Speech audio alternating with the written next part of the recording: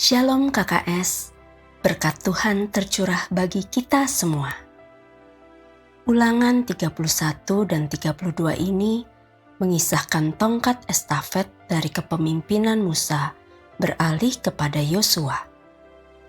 Yosualah yang dipilih Tuhan menggantikan Musa untuk memimpin bangsa Israel.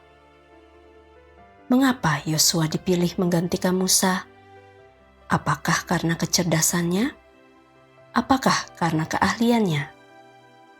Mari kita lihat apa yang dikerjakan Yosua ketika menjadi tangan kanannya Musa. Banyak orang ingin menjadi tangan kanan pemimpin, tetapi tidak mau bersama-sama dengan pemimpinnya. Bahkan tidak bersepakat dengan pemimpinnya.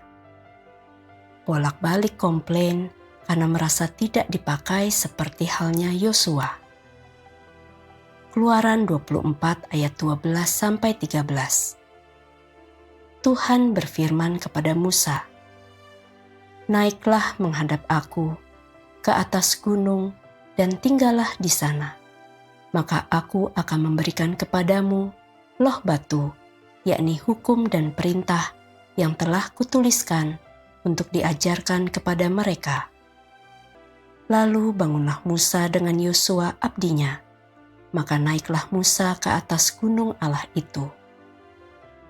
Keluaran 33 ayat 11.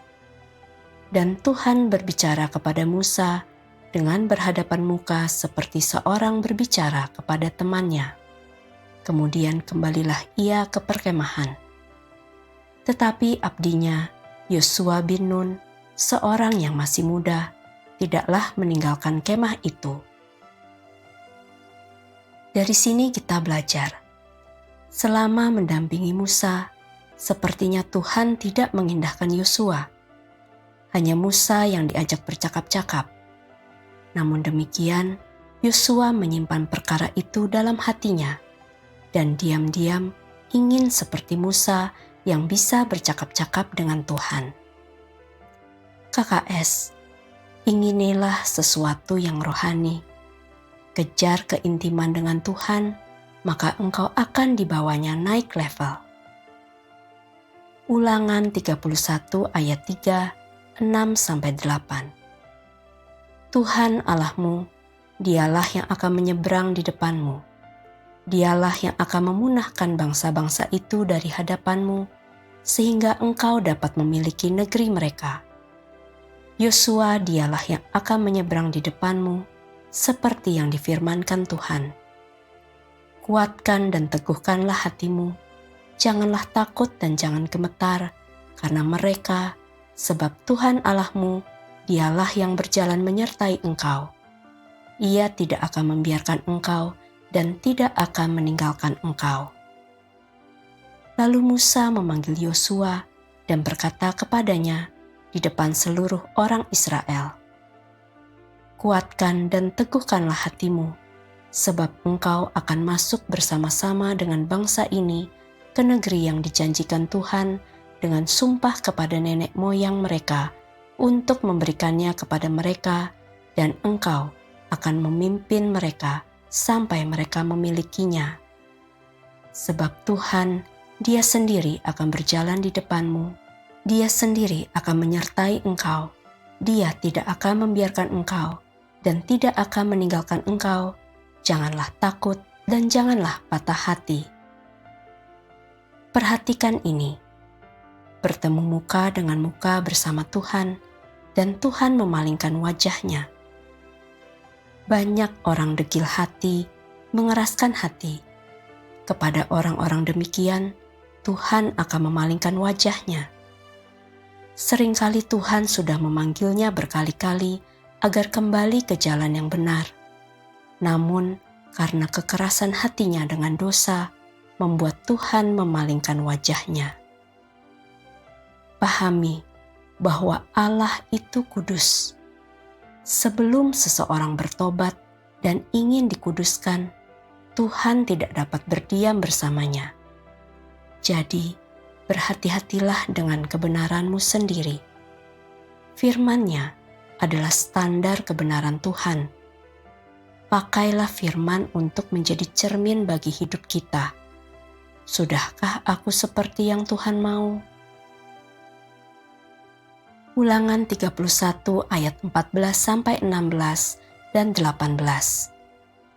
Kemudian berfirmanlah Tuhan kepada Musa, "Sesungguhnya sudah dekat waktunya bahwa engkau akan mati. Maka panggillah Yosua dan berdirilah bersama-sama dengan dia dalam kemah pertemuan, supaya aku memberi perintah kepadanya." Lalu pergilah Musa dan Yosua berdiri dalam kemah pertemuan, dan Tuhan menampakkan diri di kemah itu dalam tiang awan, dan tiang awan itu berdiri pada pintu kemah. Tuhan berfirman kepada Musa, "Ketahuilah, engkau akan mendapat perhentian bersama-sama dengan nenek moyangmu, dan bangsa ini akan bangkit dan bersinah dengan mengikuti Allah asing yang ada di negeri kemana mereka akan masuk. Mereka akan meninggalkan aku dan mengingkari perjanjianku yang kuikat dengan mereka. Tetapi aku akan menyembunyikan wajahku sama sekali pada waktu itu, karena segala kejahatan yang telah dilakukan mereka, yakni mereka telah berpaling kepada Allah lain." Teladan Musa bagi kita. Musa mampu menjaga hatinya untuk tidak mengeluh selama 40 tahun perjalanan padang gurun, walaupun bangsa yang dipimpinnya bersikap tegar tengkuk keras kepala.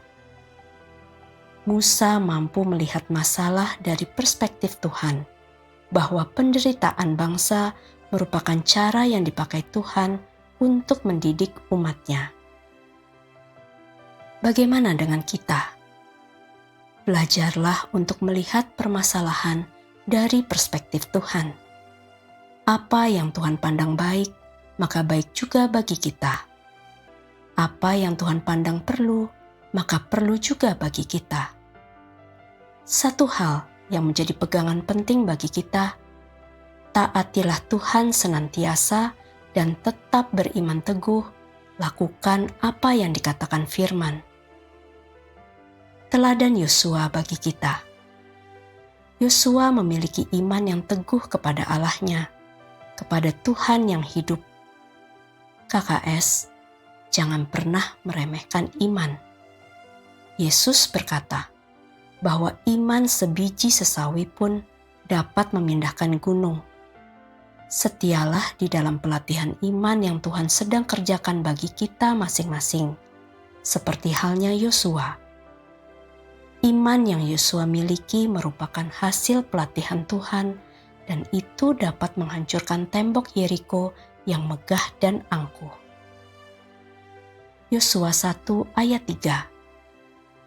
Setiap tempat yang akan diinjak oleh telapak kakimu, kuberikan kepada kamu, seperti yang telah kujanjikan kepada Musa.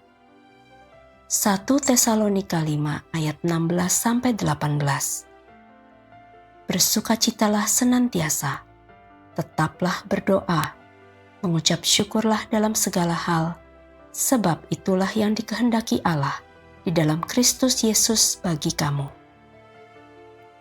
Jika perintah Tuhan adalah bersukacita dan bersyukur, maka bersepakatlah dengan firman-Nya. Terimalah didikan Tuhan melalui situasi tak mengenakan yang sedang engkau hadapi. Dengan begitu, engkau dapat disebut sebagai anak-anak Allah seperti yang ditulis dalam Ulangan 32. Taat pada perkataan Tuhan, ayat 1. Mau diajar, ayat 2. Menghormati Allah, ayat 3. Mendapat bagian warisan, ayat 8. Disebut biji mata Tuhan, ayat 10. Dituntun oleh Tuhan sendiri, ayat 12. Kenyang karena berkat Tuhan, ayat 13-14. Aman dalam perlindungan Tuhan, ayat 29-30. Namun anak yang tidak setia, inilah yang menjadi bagian mereka. Berlaku busuk, ayat 5. berbelit-belit dengan hati yang bengkok. Lupa dari mana diambil, ayat 15. Meninggalkan Tuhan, ayat 16-18. Ditolak Tuhan, ayat 19-21. Kena api dan pedang Tuhan, ayat 22-29. Mengalami bencana, ayat 35. Tidak punya pertimbangan dan jauh dari pengertian, ayat 28. Ulangan 32 ayat 46-47, versi mudah dibaca. Ia berkata kepada mereka, "Perhatikanlah semua perintah yang kusampaikan kepadamu hari ini. Katakanlah kepada anak-anakmu untuk mematuhi perintah dalam hukum itu. Jangan anggap bahwa ajaran itu tidak penting. Itulah hidupmu. Dan dengan ajaran itu, kamu dapat lama hidup di negeri di seberang sungai Yordan yang akan kamu ambil." Tuhan memerintahkan bangsa Israel untuk memperhatikan semua perintah dan didikannya, dan itu juga berlaku bagi kita. Amin.